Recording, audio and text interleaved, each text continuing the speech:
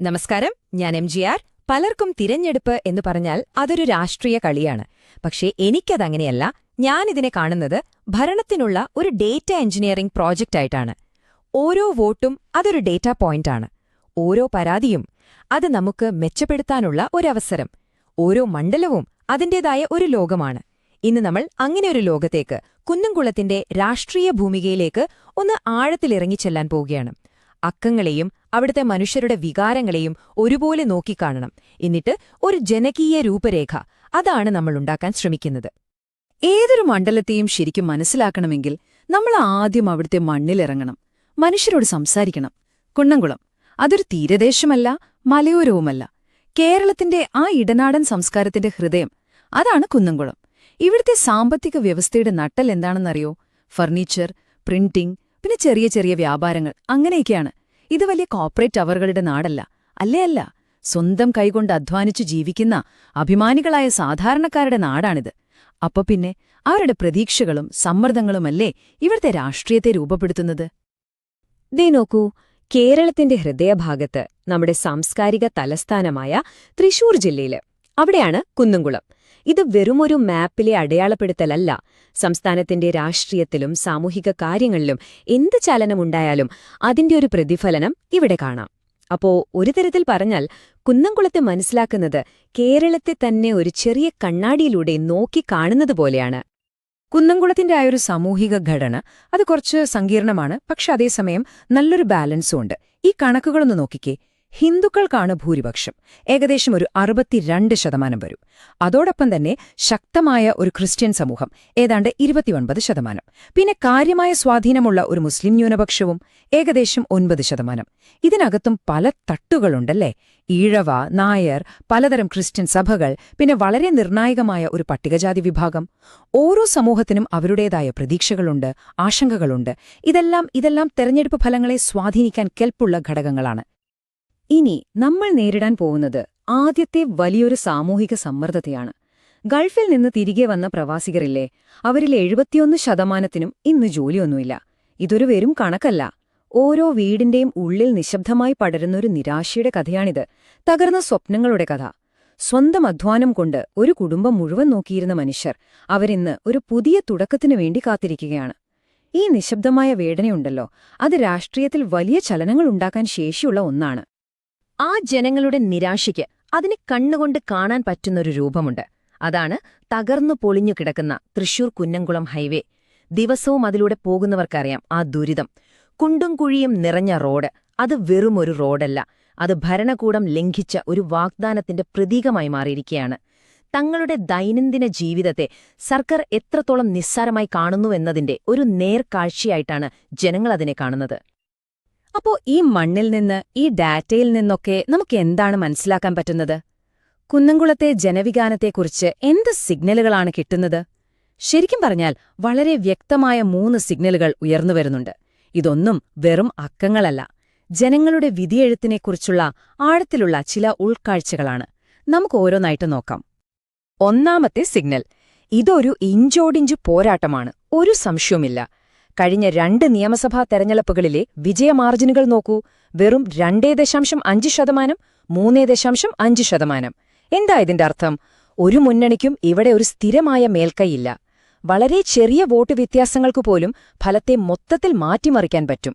അതായത് ഓരോ വോട്ടറും ഇവിടെ രാജാവാണ്, ആരെയും നിസ്സാരമായി കാണാൻ പറ്റില്ല. ഈ പറഞ്ഞ കാര്യത്തിന് ഒന്നുകൂടി ബലം നൽകുന്നതാണ് ഈ കണക്കുകൾ. വോട്ടിംഗ് ശതമാനം കൂടിക്കൂടി വരുന്നത് കണ്ടോ? 2011 70.4% 2021 ആയപ്പോഴേക്കും 75.2%. ഇതിന് വ്യക്തമായ ഒരർത്ഥമേയുള്ളൂ: ജനങ്ങൾ മിണ്ടാതിരിക്കുന്നില്ല. അവർ കൂടുതൽ സജീവമായി രാഷ്ട്രീയത്തിൽ ഇടപെടുന്നുണ്ട്. തങ്ങളുടെ പ്രശ്നങ്ങൾ കേൾക്കണം, അതിന് പരിഹാരം വേണമെന്നൊക്കെ അവർ ഉറക്കെ തന്നെ ആവശ്യപ്പെടുന്നു. ഈ കൂടിയ പങ്കാളിത്തം അതൊരു രാഷ്ട്രീയ പ്രസ്താവന തന്നെയാണ്. ഇനി രണ്ടാമത്തെ സിഗ്നൽ, അത് ഭരണകക്ഷിയുടെ ഇപ്പോഴത്തെ അവസ്ഥയെക്കുറിച്ചാണ്. ഒരു വശത്ത് ഒരു മുതിർന്ന നേതാവുണ്ട്, ശക്തമായ ഒരു പാർട്ടി മെഷീനറിയുണ്ട്. അതൊക്കെ അവരുടെ വലിയ ശക്തിയാണ്, സമ്മതിക്കണം. പക്ഷേ മറുവശത്തോ, ലംഘിക്കപ്പെട്ട വാഗ്ദാനങ്ങൾ, പിന്നോട്ടുപോയ അടിസ്ഥാന സൗകര്യങ്ങൾ, പിന്നെ സാധാരണ ജനങ്ങളിൽ നിന്ന് അകന്നു എന്നൊരു തോന്നൽ, ഇതെല്ലാം വലിയ ദുർബല്യങ്ങളാണ്. ഈ ദുർബല്യങ്ങൾ അവരുടെ ആ ശക്തിയെ പതിയെ കാർന്നു തിന്നുന്നുണ്ട്, ഒരു ഭരണവിരുദ്ധ വികാരമുണ്ടാക്കുന്നുണ്ട്. മൂന്നാമത്തെ സിഗ്നൽ ഒരുപക്ഷേ ഇതാണ് ഏറ്റവും പ്രധാനം. ജനങ്ങളുടെ പരാതികളെന്താണ്? അത് വലിയ പ്രത്യയശാസ്ത്രത്തെക്കുറിച്ചോ ദേശീയ രാഷ്ട്രീയത്തെക്കുറിച്ചോ അല്ല. വളരെ പ്രാദേശികമാണ്, വളരെ വ്യക്തമാണ്. ചൊവ്വന്നൂരിലെ വെള്ളക്കെട്ട്, കടവല്ലൂരിലെ പൊളിഞ്ഞ റോഡ്, വേലൂരിൽ വന്യജീവികളിറങ്ങുന്നത്, കാട്ടക്കാമ്പാലിലെ കറണ്ടുപോക്ക്, പോർക്കുളത്ത് വൈകുന്നേരം ബസ്സില്ലാത്തത്, ഇവ ഓരോന്നും ഭരണത്തിന്റെ ഒരു ജനകീയ ഓഡിറ്റാണ്. എന്റെ ജീവിതത്തെ നേരിട്ട് ബാധിക്കുന്ന പ്രശ്നത്തിന് പരിഹാരം താ, അതാണ് ജനം ചോദിക്കുന്നത്. അപ്പോ ഈ സിഗ്നലുകളൊക്കെ നമ്മൾ കണ്ടു. ഇനി നമുക്ക് കുറച്ചുകൂടി ആഴത്തിലേക്ക് പോകാം, ഈ ജനവിധിയുടെ ഉള്ളറകളിലേക്ക്, അതിന്റെ കാരണങ്ങളിലേക്ക്. നമ്മൾ വ്യക്തികളെക്കുറിച്ചല്ല സംസാരിക്കാൻ പോകുന്നത്, മറിച്ച് ജനങ്ങളുടെ ജീവിതത്തെയും അവരുടെ തീരുമാനങ്ങളെയും സ്വാധീനിക്കുന്ന ആ സിസ്റ്റത്തെക്കുറിച്ചാണ്. എന്തുകൊണ്ടാണ് വോട്ടർമാർക്കിടയിൽ ഈ അസംതൃപ്തി പടരുന്നത്? എന്താണിതിന്റെ എല്ലാം മൂലകാരണം? എന്റെ വിശകലനത്തിൽ 4 പ്രധാനപ്പെട്ട സംഘർഷങ്ങൾ അല്ലെങ്കിൽ ഫ്രിക്ഷനുകളാണ് ഇവിടെ വ്യക്തമായി കാണാൻ കഴിയുന്നത്. 1, വിലക്കയറ്റം. അത് ഓരോ വീട്ടിലെയും ബഡ്ജറ്റിനെയും അന്തസ്സിനെയും ഒരുപോലെ ബാധിക്കുന്നു. 2, നമ്മൾ നേരത്തെ സംസാരിച്ച ഗൾഫിൽ നിന്നും മടങ്ങിയെത്തിയവരുടെ പ്രതിസന്ധി. 3, ഗ്രാമപ്രദേശങ്ങളിലെ വന്യജീവി ആക്രമണമുണ്ടാക്കുന്ന അഭയം. 4ാമത്തേത് വളരെ പ്രധാനപ്പെട്ട ഒന്നാണ്, ഒരു പുതിയ പ്രതിഭാസം, വെൽഫെയർ ഫെറ്റീഗ്, അതായത് ക്ഷേമ പദ്ധതികളോടുള്ള ഒരുതരം മടുപ്പ്. ഇവിടെ നമ്മളൊരു കാര്യം ഓർക്കണം. ഈ ജനകീയ പ്രശ്നങ്ങളെക്കുറിച്ചൊക്കെ സംസാരിക്കുമ്പോൾ പൊതുവേദികളിൽ സംസാരിക്കുന്നവർക്ക് ഒരു വലിയ ഉത്തരവാദിത്തമുണ്ട്. നമ്മുടെ സംസാരം എപ്പോഴും വിവരങ്ങളുടെ അടിസ്ഥാനത്തിലായിരിക്കണം, ബഹുമാനപൂർണമായിരിക്കണം. എല്ലാത്തിനുമുപരി ഓരോ പൗരന്റെയും അന്തസ്സ് ഉയർത്തിപ്പിടിക്കുന്നതാവണം. ജനങ്ങളുടെ പരാതികളെ കേൾക്കുമ്പോഴും അതിന് പരിഹാരം പറയുമ്പോഴും ഈ ഒരു ഭരണഘടനാപരമായ മൂല്യം നമ്മൾ മറക്കാൻ പാടില്ല. അപ്പോ എന്താണ് ഈ വെൽഫെയർ ഫെറ്റീഗ്, അല്ലെങ്കിൽ ക്ഷേമ പദ്ധതികളോടുള്ള മടുപ്പ്? ദേ, ഈ താരതമ്യം നോക്കൂ. റേഷനും പെൻഷനുമൊക്കെ ഒരു സുരക്ഷാ വലയാണ്, ഒരു സേഫ്റ്റി നെറ്റ്. അത് തീർച്ചയായും വേണം. ജനങ്ങൾ അതിനെ വിലമതിക്കുന്നുമുണ്ട്. പക്ഷേ ഇപ്പോൾ അവർക്ക് വേണ്ടത് അതല്ല, അതിജീവനമല്ല, വളർച്ചയാണ് അവർ ചോദിക്കുന്നത്. മുകളിലേക്ക് കയറിപ്പോകാനുള്ള ഒരു ഏണി, ഒരു ലാഡർ. നല്ല ജോലി, നല്ല റോഡ്, അഭിവൃദ്ധിയിലേക്കുള്ള ഒരു വഴി, അതാണ് പുതിയ കാലത്തെ ജനങ്ങളുടെ ആവശ്യം.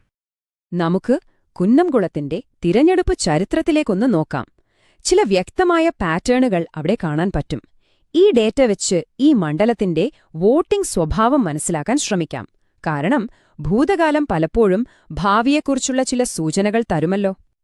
ഈ ടൈം ലൈൻ വളരെ വ്യക്തമാണ്. 2011-ൽ LDF ജയിക്കുന്നു, 2016-ലും 2021-ലും UDF വരുന്നു. എന്താണിത് കാണിക്കുന്നത്? ഒരു മുന്നണിക്കും ഇതൊരു സ്ഥിരം കോട്ടയല്ല. ഇവിടുത്തെ വോട്ടർമാർക്ക് സ്വന്തമായി ചിന്തയുണ്ട്. ഒരു മുന്നണിയോടുള്ള അന്ധമായ കൂറല്ല, മറിച്ച് ഓരോ തെരഞ്ഞെടുപ്പിലെയും സാഹചര്യങ്ങൾ, സ്ഥാനാർത്ഥികൾ, സർക്കാരിന്റെ പ്രകടനം, ഇതെല്ലാം നോക്കിയാണ് അവർ തീരുമാനമെടുക്കുന്നത്. ഇതൊരു യഥാർത്ഥ സ്വിംഗ് സീറ്റിന്റെ സ്വഭാവമാണ്. അപ്പോ ഇങ്ങനെ ഒരു ഇഞ്ചോടിഞ്ച് പോരാട്ടം നടക്കുമ്പോൾ ആരാണ് ശരിക്കും വിജയെ തീരുമാനിക്കുന്നത്? 2 കൂട്ടർ വളരെ നിർണായകമാകും. 1, ഏകദേശം 5% വരുന്ന BJP വോട്ടർമാർ. അവരുടെ വോട്ടുകൾ എങ്ങോട്ട് പോകുന്നു എന്നത് ഫലത്തെ സ്വാധീനിക്കും. 2, ഞാൻ സ്ലീപ്പർ ഗ്രൂപ്പുകൾ എന്ന് വിളിക്കുന്ന ചില വിഭാഗങ്ങൾ, അതായത് രാഷ്ട്രീയത്തിൽ അസംതൃപ്തരായ ചെറുപ്പക്കാർ, ഒരു പക്ഷത്തും ചേരാത്ത നിഷ്പക്ഷരായ വോട്ടർമാർ. ഇവരുടെയൊക്കെ ആ നിശബ്ദമായ തീരുമാനം ചിലപ്പോൾ അന്തിമ ഫലത്തെ അട്ടിമറിക്കാൻ പോലും ശേഷിയുള്ളതാണ്. ഇതുവരെ നമ്മൾ വിശകലനമാണ് നടത്തിയത്. ഇനി നമുക്ക് പ്രവർത്തനത്തിലേക്ക് കടക്കാം. ഈ വിശകലനത്തിൽ നിന്ന് വിജയത്തിലേക്കും അതിനേക്കാൾ പ്രധാനമായി ഫലപ്രദമായൊരു ഭരണത്തിലേക്കുമുള്ള ഒരു രൂപരേഖ, ഒരു ബ്ലൂ പ്രിന്റ് എങ്ങനെ തയ്യാറാക്കാമെന്ന് നോക്കാം. ഇത് വെറുതെ തെരഞ്ഞെടുപ്പ് ജയിക്കാനുള്ളൊരു തന്ത്രമല്ല, മറിച്ച് ജനങ്ങളുടെ പ്രശ്നങ്ങൾക്ക് ശാശ്വതമായ പരിഹാരം കാണാനും അവരുടെ ജീവിതത്തിൽ ഒരു മാറ്റം കൊണ്ടുവരാനുമുള്ള ഒരു കർമ്മപദ്ധതിയാണ്. ഞാനിതിനെ ചതുർമുഖ തന്ത്രം എന്നാണ് വിളിക്കാറ്. 4 മുഖങ്ങളുള്ള ഒരു സ്ട്രാറ്റജി. ഒന്നാമത്തേത് പ്രവർത്തനം, ഭരണപരാജയങ്ങൾ, പ്രത്യേകിച്ച് നമ്മൾ കണ്ട പ്രാദേശിക പ്രശ്നങ്ങളില്ലേ, അതിനെ വസ്തുതകളുടെ അടിസ്ഥാനത്തിൽ തുറന്നുകാട്ടുക. 2, ഉറപ്പ്, ജനങ്ങൾക്ക് സ്ഥിരതയും സമാധാനപരമായ ഒരു ഭരണവും വാഗ്ദാനം ചെയ്യുക. 3, കാഴ്ചപ്പാട്, ജനങ്ങളുടെ പുതിയ ആവശ്യങ്ങൾക്കനുസരിച്ച് പുതിയ പദ്ധതികൾ മുന്നോട്ടുവെക്കുക. 4ാമത്തേത് സുരക്ഷ, സമൂഹത്തിലെ ഏറ്റവും ദുർബലരായവരെ ഞങ്ങൾ സംരക്ഷിക്കും എന്ന ശക്തമായ ഒരു ഉറപ്പ് നൽകുക. ജനങ്ങൾക്ക് വേണ്ടത് പൊള്ളായ മുദ്രാവാക്യങ്ങളല്ല, അവർക്ക് തൊടാനും അനുഭവിക്കാനും പറ്റുന്ന വാഗ്ദാനങ്ങളാണ്. ഈ ഡേറ്റയുടെ അടിസ്ഥാനത്തിൽ 3 കാര്യങ്ങൾ മുന്നോട്ട് വയ്ക്കാം. 1. തൃശൂർ കുന്നംകുളം ഹൈവേ അടക്കമുള്ള റോഡുകളുടെ സമ്പൂർണമായ പുനരുദ്ധാരണം. 2. ഓരോ നാട്ടിലെയും കുടിവെള്ള പ്രശ്നം പരിഹരിക്കാൻ ജനജൽ പമ്പ് എന്ന പേരിൽ ഒരു ലോക്കൽ പ്രോഗ്രാം. 3. 5000 ചെറുപ്പക്കാർക്ക് തൊഴിലുറപ്പ് നൽകുന്ന ഒരു പ്രത്യേക പദ്ധതി. കണ്ടില്ലേ, ഈ വാഗ്ദാനങ്ങളെല്ലാം നമ്മൾ നേരത്തെ കണ്ട ആ പ്രാദേശിക പ്രശ്നങ്ങൾക്ക് നേരെയുള്ള മറുപടിയാണ്. ഇന്നത്തെ കാലത്ത് രാഷ്ട്രീയത്തിൽ വിശ്വാസമുണ്ടാക്കുന്നതെങ്ങനെയാണ്? അത് വളരെ പ്രധാനപ്പെട്ട ഒരു ചോദ്യമാണ്. നമ്മളൊരു വോട്ടറുമായി സംസാരിക്കുമ്പോൾ ഒരു പ്രത്യേക കാര്യത്തിനു വേണ്ടി അവരുടെ വ്യക്തമായ സമ്മതം വാങ്ങേണ്ടത് അത്യാവശ്യമാണ്. അത് വ്യക്തിപരമായ വിവരങ്ങളെ ബഹുമാനിക്കുന്ന അന്തസ്സുള്ള ഒരു ബന്ധമുണ്ടാക്കാൻ സഹായിക്കും. ഇന്ത്യയുടെ പുതിയ ഡേറ്റാ സ്വകാര്യതാ നിയമത്തിന്റെയും അന്തസ്സത്ത ഇതുതന്നെയാണ്. സമ്മതമില്ലാതെ ആരുടെയും സ്വകാര്യതയിലേക്ക് നമ്മൾ കടന്നു ചെല്ലരുത്. അപ്പോ ജനവിധി നേടി അത് യാഥാർത്ഥ്യമാക്കുക എന്നുള്ളത് എളുപ്പമുള്ള ഒരു വഴിയല്ല. ആ വഴിയിൽ ചില അപകടങ്ങൾ ഒളിഞ്ഞിരിപ്പുണ്ട്. പക്ഷേ ശരിയായ ഒരു കാഴ്ചപ്പാടും കൃത്യമായ പ്രവർത്തനവുമുണ്ടെങ്കിൽ കുന്നംകുളത്തിന് ഒരു പുതിയ ഭാവിയും യഥാർത്ഥ ജനകീയ ഭരണവും തീർച്ചയായും സാധ്യമാകും. എന്താണ് ആ കാഴ്ചപ്പാട്? എന്തൊക്കെയാണ് ആ വെല്ലുവിളികൾ? നമുക്ക് നോക്കാം. ഒരു ശാന്തമായ മുന്നറിയിപ്പ് തരാനുണ്ട്. ഈ വിജയത്തിലേക്കുള്ള വഴിയിൽ ചില അപകടങ്ങളുണ്ട്. 1. സ്ഥാനാർത്ഥി നിർണയത്തിന്റെ പേരിലുള്ള ഉൾപാർട്ടി തർക്കങ്ങൾ. 2. ജാതിയുടെ പേരിൽ ആളുകളെ ഭിന്നിപ്പിക്കാനുള്ള ശ്രമങ്ങൾ. 3. ഭരണവിരുദ്ധ വോട്ടുകൾ പലരായിട്ട് ഭിന്നിച്ചു പോവാനുള്ള സാധ്യത. പിന്നെ ഏറ്റവും വലിയ അപകടം അമിതമായ ആത്മവിശ്വാസം. വിജയം ഒരിക്കലും ഉറപ്പുള്ള ഒന്നല്ല. അത് ജനങ്ങളുടെ വിശ്വാസം നേടിയെടുത്ത് കഠിനമായി അധ്വാനിച്ച് സമ്പാദിക്കേണ്ട ഒന്നാണ്. നിങ്ങൾ ജനങ്ങളെ കേന്ദ്രീകരിച്ച് പ്രവർത്തിക്കുന്ന ഒരു നേതാവാകാനും നിങ്ങളുടെ മണ്ഡലത്തെ ഉയരങ്ങളിലെത്തിക്കാനും ആഗ്രഹിക്കുന്നുവെങ്കിൽ blueprintstrategies.ai-യുമായി ബന്ധപ്പെടുക.